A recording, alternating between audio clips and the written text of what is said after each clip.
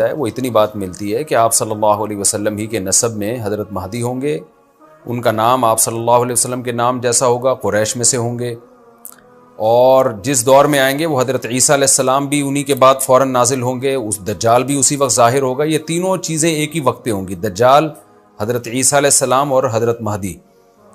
اور حضرت مہدی دمشق میں مسجد میں نماز کے لیے کھڑے ہوں گے کہ اچانک حضرت عیسیٰ علیہ السلام فرشتوں کے کندھوں پہ ہاتھ رکھ کے دمشق کے مینار پہ اتریں گے، پھر وہاں سے سیڑھیوں سے نیچے آئیں گے کیونکہ دارالاسباب میں داخل ہو چکے ہیں۔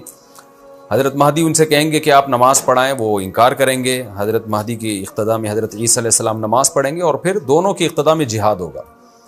تو مجاہدین کے امام ہوں گے حضرت مہدی۔ اتنی بات ہمیں معلوم ہوتی ہے، چند باتیں اور ہیں روایات میں جو ملتی ہیں۔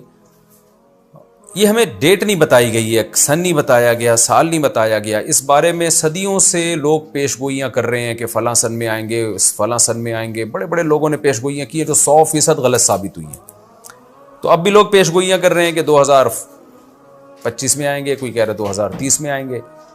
تو گورنمنٹ کی طرف سے کوئی پابندی نہیں ہے، کوئی بھی کچھ بھی کہہ سکتا ہے۔ نبی صلی اللہ علیہ وسلم نے اس کو مبہم رکھا ہے، صحابہ نے مبہم رکھا، نہ صحابہ نے نبی سے تاریخ پوچھی، نہ مہینہ پوچھا، اور نہ نبی نے بتایا۔ اور ایسی چیزوں میں اسلام اس کو مجمل ہی رکھتا ہے، کیونکہ وہ مہینہ آتا اور اس مہینے میں کوئی بھی اٹھ کے مہدی کا دعویٰ کر دیتا تو کنفیوژن پیدا ہو جاتی نا۔ اس لیے ہمیں اس پر مبہم ایمان ضروری ہے، مجمل ایمان ضروری ہے۔ مبہم تو نہیں کہیں گے، مجمل کا مطلب تفصیل ہمیں معلوم نہیں ہے، بس ہمیں پتہ ہے کہ ایک وقت آنے والا ہے قرب قیامت میں کہ حدیث میں آتا ہے خراسان سے ایک لشکر اٹھے گا اور اللہ اس کو فتح عطا فرمائیں گے۔ حدیث میں آتا ہے کہ مجاہدین لڑیں گے اور اتنی بڑی جنگ ہوگی کہ آپ صلی اللہ علیہ وسلم نے فرمایا کہ 1/3 مجاہدین اس میں جو لڑنے والے ہوں گے وہ شہید ہو جائیں گے، جو اس وقت کے سب سے افضل ترین شہداء ہوں گے، اور 1/3 مجاہدین وہ ہوں گے جو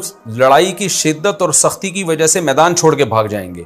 یہ وہ لوگ ہوں گے جن کی اللہ کبھی بھی توبہ قبول نہیں کرے گا، اور 1/3 ہوں گے جن کو اللہ دنیا پہ غلبہ عطا کرے گا، کفر پہ غلبہ عطا کرے گا۔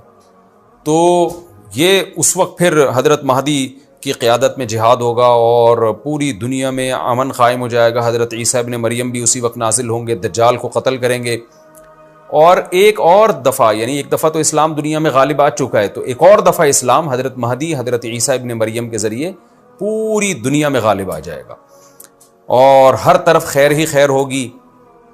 جزیے کا نظام ختم ہو جائے گا اور اللہ تعالیٰ اپنی برکتوں کو کھول دے گا، آسمان کی برکتیں، خوب بارشیں برسیں گی۔ ایک روایت میں آتا ہے، ترمذی کی روایت ہے، اتنے بڑے بڑے انار پیدا ہوں گے کہ اس کے چھلکے کو لوگ سائبان کے طور پہ استعمال کریں گے۔ ایک انگور کا دانہ کئی لوگ نچوڑ کے پئیں گے، یعنی برکتیں اللہ کی طرف سے ایسی کھل جائیں گی، تو پوری دنیا میں امن ہوگا۔ تو یہ جو نبی صلی اللہ علیہ وسلم کی جو بعثت تھی نا، آپ صلی اللہ علیہ وسلم کی، وہ کیا تھی؟ قرآن میں آتا ہے لِيُظْهِرَهُ عَلَى الدِّينِ كُلِّهِ۔ آپ صلی اللہ علیہ وسلم کو دنیا میں اس لیے بھیجا گیا تاکہ آپ دین کو پوری دنیا میں غالب کر دیں۔ تو ایک دفعہ تو یہ بنو امیہ کے دور میں، اور بنو عباس، اور پھر خلافت عثمانیہ، یہ جو مسلمانوں کی خلافتیں چلی ہیں، تو بنو امیہ اور بنو عباس کے دور میں تو اسلام پھیل گیا تھا۔ پوری دنیا، جتنی بھی مہذب دنیا تھی اس میں اسلام ہی اسلام تھا، یعنی اسلامی حکومت تھی۔ سب مسلمان نہیں تھے لیکن حکومت اسلامی تھی، سب مسلمانوں کے زیر سایہ تھے۔ تو اللہ تعالیٰ اب پوری دنیا میں کیفیت کے لحاظ سے، کمیت کے لحاظ سے، کوانٹٹی کوالٹی دونوں لحاظ سے اسلام کو دنیا میں غالب کرے گا۔ اس کے لیے اللہ نے حضرت مہدی اور حضرت عیسیٰ ابن مریم کا انتخاب کیا ہے۔ اتنا ہمارا ایمان ہے۔ اب کیا ہوتا ہے کہ ہر تھوڑے دن میں کوئی مہدی اٹھ کے دعویٰ شروع کر دیتا ہے، اور تو امام مہدی سب سے پہلی بات یہ مجاہد ہوں گے، بڑی اہم ترین بات یہ ہے، اور انہی کے دور میں حضرت عیسیٰ ابن مریم بھی نازل ہوں گے، تو اور دجال بھی ظاہر ہوگا۔ تو اس لیے یہ تینوں چیزیں ایک ساتھ ہیں، اس لیے ان کو پہچاننے میں اہل اسلام کو دشواری نہیں ہوگی۔ حضرت مہدی کو تو لوگ خود تلاش کریں گے، ان کی علامتوں میں سے یہ بھی ہے، وہ دعویٰ نہیں کریں گے، لوگ اہل اللہ، بزرگان دین، علماء ان کو خود تلاش کریں گے۔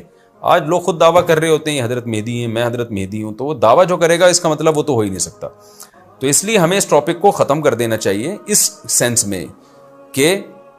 سینس میں ختم کر دینا چاہیے کہ جو دعوے کر رہے ہیں نا کہ کل آ رہے ہیں، پرسوں آ رہے ہیں، فلاں سن میں آ رہے ہیں، اس سینس میں اس ٹاپک کو ہمیں ختم کر دینا چاہیے۔ ہاں، جتنا احادیث میں ہے اس کو بیان کرنا چاہیے۔ اور جو لوگ بھی خلاف سنت ہوتے ہیں وہ تو حضرت مہدی ہو ہی نہیں سکتے. آج تو مہدی ہونے کا دعویٰ ایسے ایسے پاگل فضول قسم کے لوگ کر رہے ہیں جو انسان ہونے کا دعویٰ کرنے سے پہلے ان کو سوچنا چاہیے کہ ہم انسان کے بچے بھی ہیں کہ نہیں. اچھا یہ بھی انہوں نے پوچھا ہے کہ کیا امام مہدی نبی ہوں گے؟ امام مہدی نبی ہوں گے یا صحابی؟ اس بارے میں وضاحت فرما دیں. نہ وہ نبی ہوں گے نہ صحابی ہوں گے.